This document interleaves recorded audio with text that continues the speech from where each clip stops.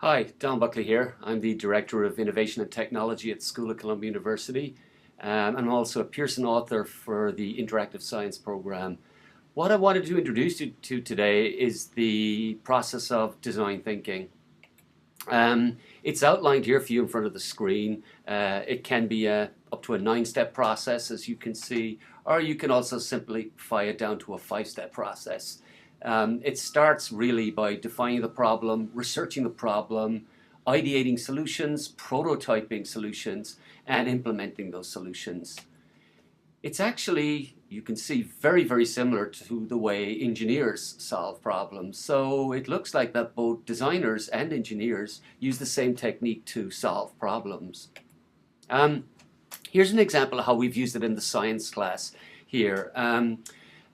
In one scenario, we've asked the students to identify a problem that kids face and define it by drawing it out, thinking specifically about problems that might lend themselves to this project. And this was a project we did with design thinking and Arduino.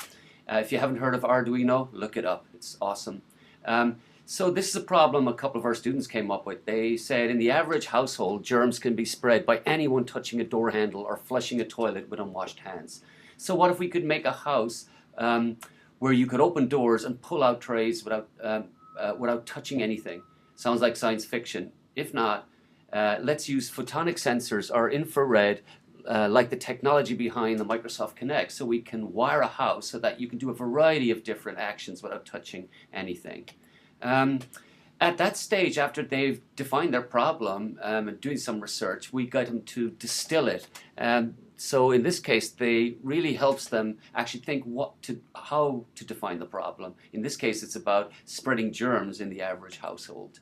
You know, they follow on by doing some more research, as you can see here, and then into the ideation stage where we ask them to actually draw out their solution. And here you see a sketch of a picture, and the caption is, "You place your hand over this black panel and move it to open or close the door, hence no germ spread," etc., etc.